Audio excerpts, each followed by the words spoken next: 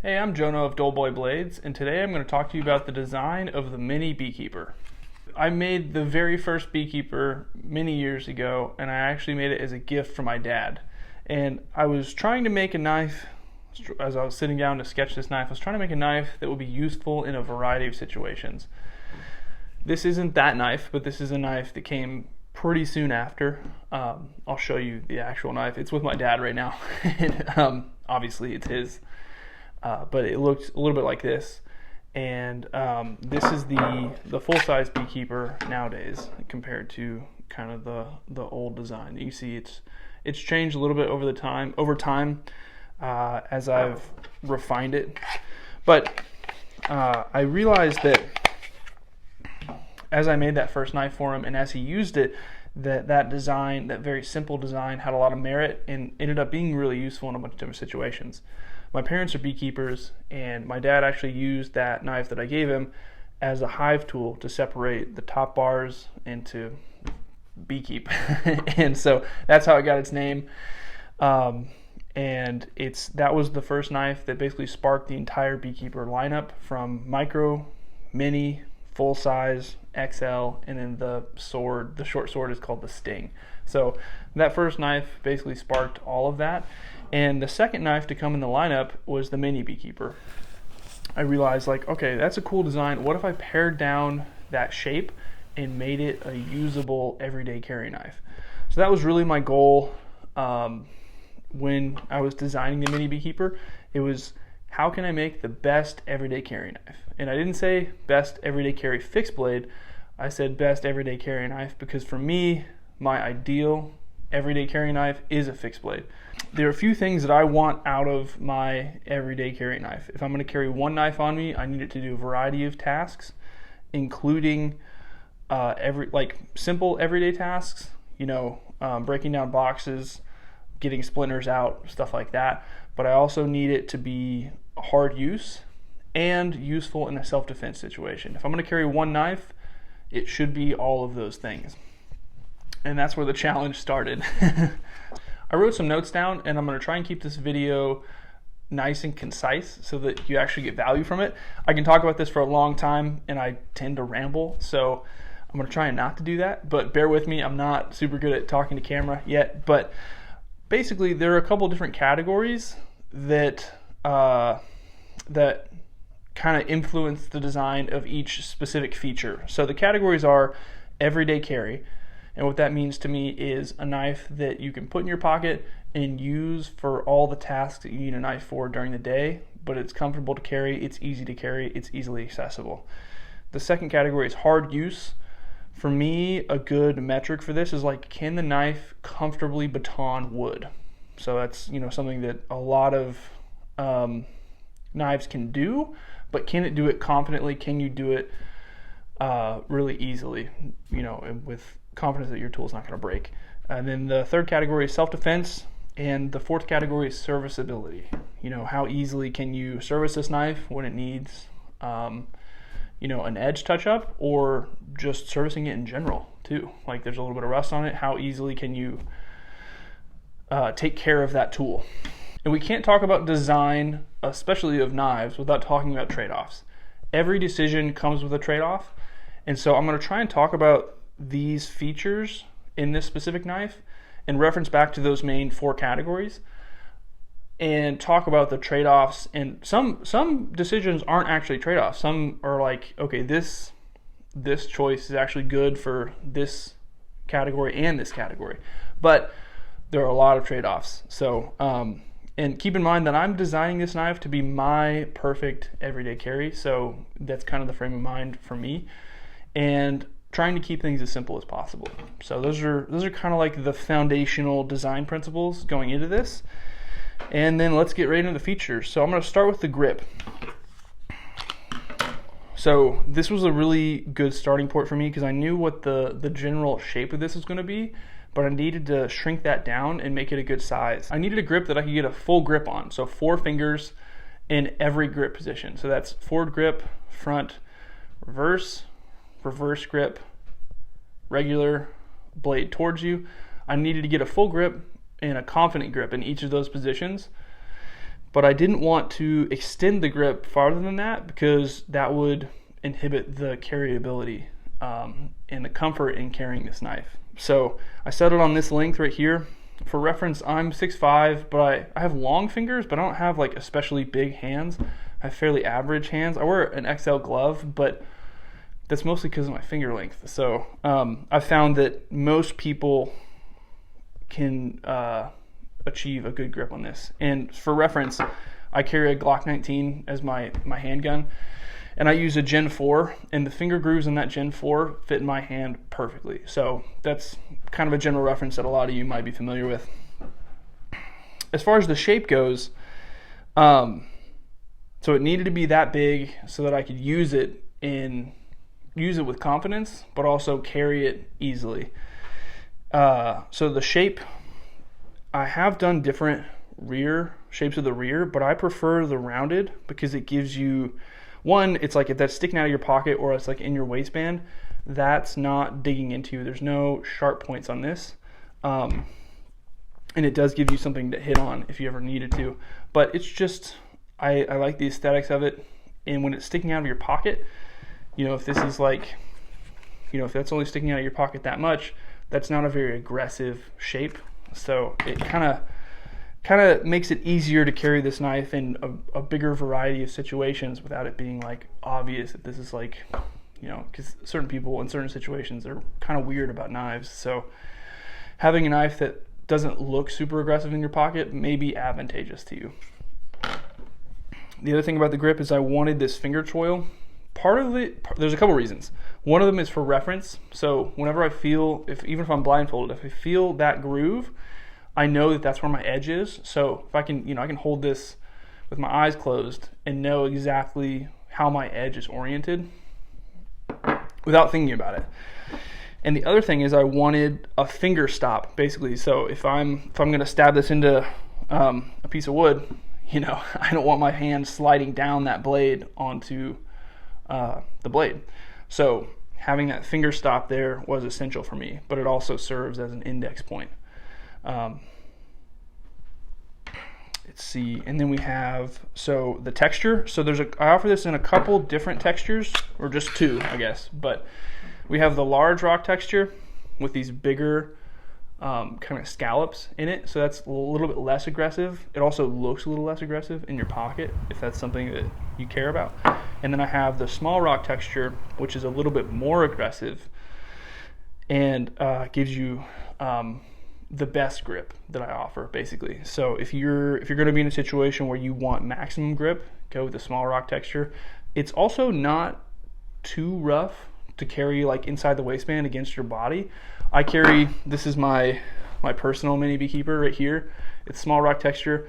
I carry this inside the waistband during the summer inside my Tack Hunt Fit shorts, and it's against my body the entire time, and I haven't had any issues with this you know, rubbing my skin raw or anything like that, or being uncomfortable.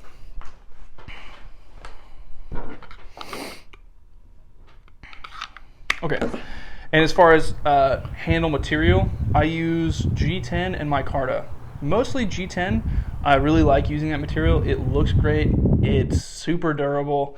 You know, it's kind of a bear to work with, but it's such a superior material that I opt for it most of the time. I know a lot of people like micarta, but G10 really is the most durable option, so it's the one that I tend towards most of the time. And then as far as construction of the handle, we have a full tang knife.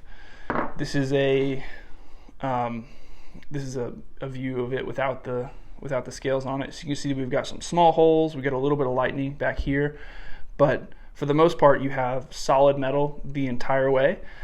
And we actually recently moved to these smaller holes because we switched hardware, and these are so that it actually gives you more strength in the blade and more strength in the hardware.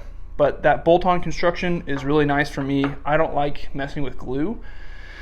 This is super durable and also really serviceable. You know, if we need to take those scales off to like clean it up, clean off any rust, we can do that. Yeah, so it's just nice. It's easy, and I think it looks really good too. has technical difficulty on top of technical difficulty. And it's just me not being used to this technology, so I apologize. Okay. Woo! So we were talking about the blade, and there's a couple things. So I wanted to scale it down, but retain that original blade shape with the straight back and a little bit pointier tip, but nice belly that gives you a lot of usable blade down here. So obviously we made it pointier. Part of the reason that we made it pointier was for better penetration for everyday tasks and self-defense tasks. With that design, that was actually not a trade-off for those two things. It was a trade-off for hard use. So as you get, skinnier in the profile, you have less material, therefore less tough. So we combated that with this kind of tapered grind, so that retains that full thickness of the spine and gives you that tapered look of your final bevel. So essentially what this is here at the base of the blade, you have a full flat grind, and then that tapers to a Scandinavian grind at the tip. This kind of gives you, for me, the best of both worlds, where you have a nice slicey geometry down here, and then you still have that point in that tip for fine work. If you want to choke up, do some like X-Acto stuff, pull a splinter out of your finger, you have that capability, but you also have the added toughness and rigidity of that full spine thickness. The other thing you might look and miss on our blades is a sharpening choil. This is the prototype. This is the first mini Beekeeper. This is one that I carried as a bike mechanic for I don't know if I carried it the whole 8 years. I worked as a bike mechanic for about 8 years. But I carried this a lot during that time. And I learned a lot from this initial prototype. As you can see, the shape has changed over the years. We've gotten a little bit pointier on the tip. The shape has gotten a little bit more structured. The finger choil down here has gotten a little bit more depth to it. But one of the things that I learned, so we had at the bike shop, we had these bags full of rags. Instead of regular shop rags, though, they were discarded shirts that had been cut up. And a lot of times the shirts weren't small enough, so we would have to cut them ourselves. So we were always just cutting t-shirts. And I would always catch this sharpening choil in the shirt. It got to be so bad that I would actually hold the web of my finger over that choil so that the shirt could slide onto the blade and I can get a clean cut all the way through it. So you might have heard people talk about sharpening choils snagging on clothes in terms of defensive blades and stuff like that. Well, it may be marginal, but it does exist. It is a thing, and it bugged me. So it was all right, well, if that's an issue, let's just remove that issue, add a little bit of strength to the blade. I think it also adds to the look of the blade. You have clean lines the entire perimeter. You'll also notice that we don't have any jimping. I just find jimping unnecessary most of the time, and it's another snag point basically. So keep the texture on the grip, keep the profile of the grip so that you have good retention on that.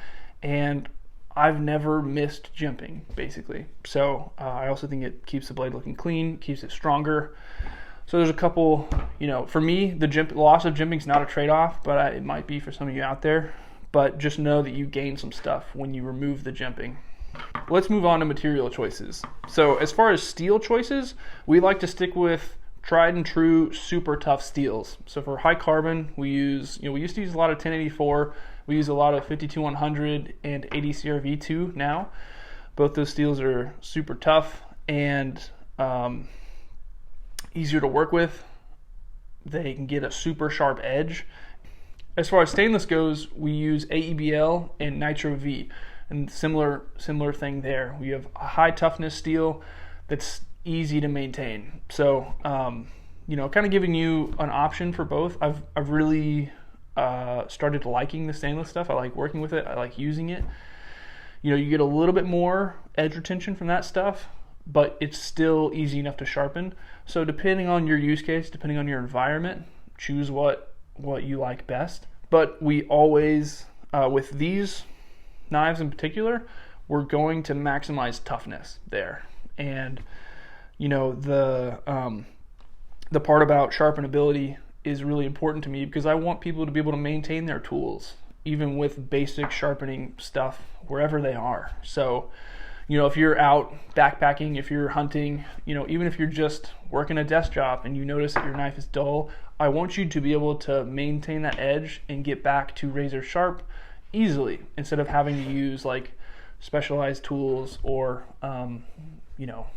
like a lot, like sharpening some of those super steels can be really tough, and it can take a long time. It can be pretty frustrating. So that's why we build in that serviceability within the blade.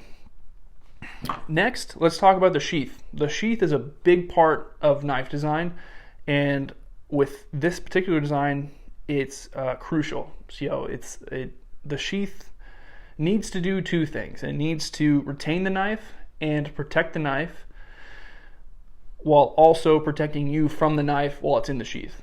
And then the second thing is it needs to let go of the knife when you want it to. So, and then we also, with all of our sheaths, we design in a little bit of wiggle room with the blade portion here. So you'll notice there's a little divot down here, and that's actually supposed to touch the blade, and the rest of this stuff over here gives you a big gap. So if you have like dirt or crud either on your blade or in the sheath, it's not going to scratch that blade and prevent you from getting a good retention as you put that in the sheath. So it keeps your blade from getting scratched, but it also keeps your sheath usable even in adverse conditions. But that divot touches the blade so you don't get blade rattle, because that's annoying. And then as far as like, so we use a fold over with standard rivets so that you can mount it in a ton of ways. So, every knife comes with a discrete carry concepts clip. This is how I like to carry mine. So this is my personal mini Beekeeper right here with the DCC clip. That's what I carry in my pocket inside my waistband the majority of the time. So that's kind of what this sheath was originally designed for. It's ambidextrous. You can flip it to the other side, no problem. It's the same, so it works for lefties and righties.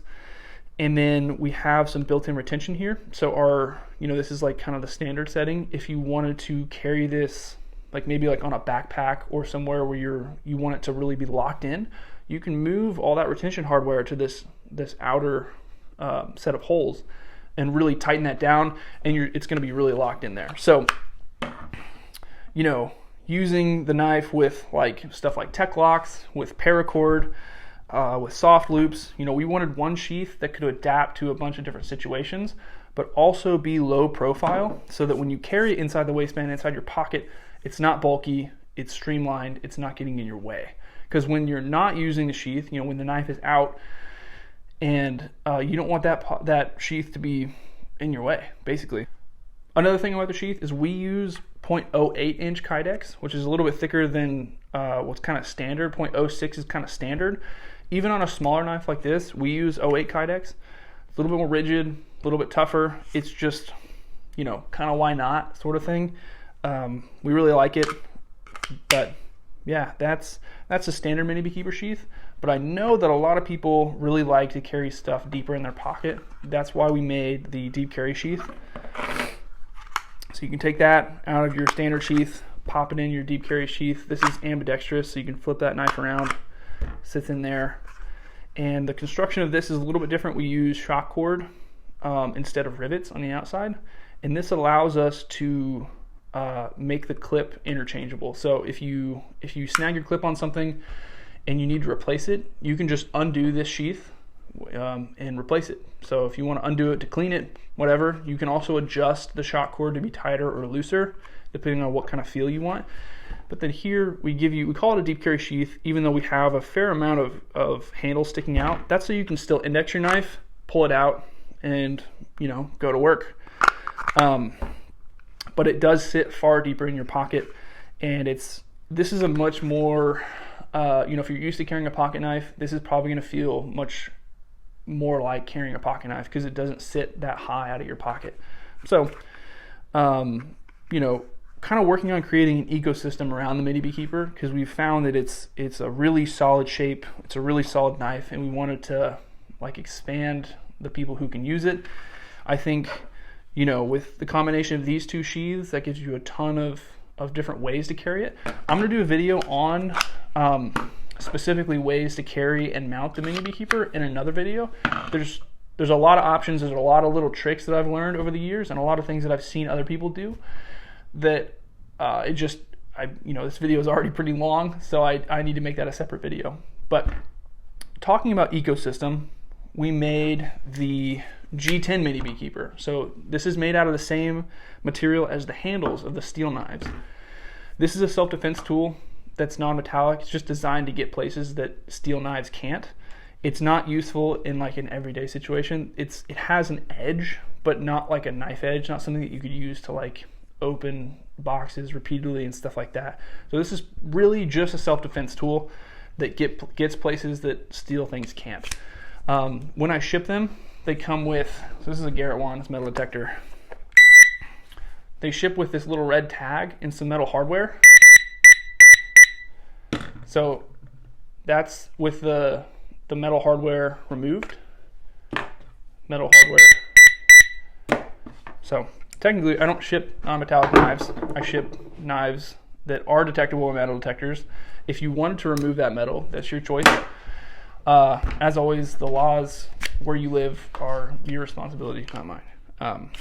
And then we also made a trainer. So this is the same construction as a G10 knife. It just has a dulled tip and a dulled edge. So you can use it. Fuck me. All right, we're fighting the technology. And the technology's winning. Oh my God. Okay. So the trainer is basically the same construction as the G10 knife. It just has a dulled tip and a dulled edge so that you can use it to train. So this knife will fit in the same sheath as the G10 knife. So if you have a G10 knife already, you only need to buy the trainer. You don't need to buy the trainer sheath. If you want a red sheath to match just so that it goes with it, you can. We offer them separately, but if you already have the G10 knife, you only need to buy the G10 trainer if you want the trainer. If you would like to train, say you have a steel mini beekeeper and you would like to train the same way that you have this sheath mounted with a DCC clip, you can replace the plastic clip on the G10 sheath, which is non-metallic.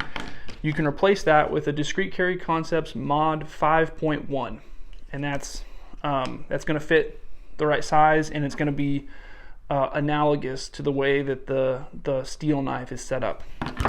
So then, you know, you can put that DCC clip on your pocket, inside your waistband, however you carry the mini beekeeper, and you can train with it in a safe way. You know, because any knife that you carry for self-defense, it's really good to have a way to train with that same shape, so that you can, you know, get your reps in, like just like anything else. It's just like dry fire, you know. Yeah, so getting into like my philosophy of carrying a knife for self-defense, I'm not like a knife fighter guy. And by the way, I'm not a combatives expert at all. I'm a knife maker. You know, I just look at other guys who are experts and I listen to what they say, and I watch videos, and I just pay attention to how things work. And you know, I think there's some merit to carrying one knife and having that knife be the knife you use for a defensive situation. There's some people out there who have like a dedicated everyday knife that's like a folder, and then they have like a concealed fixed blade. That's totally fine. Nothing wrong with that.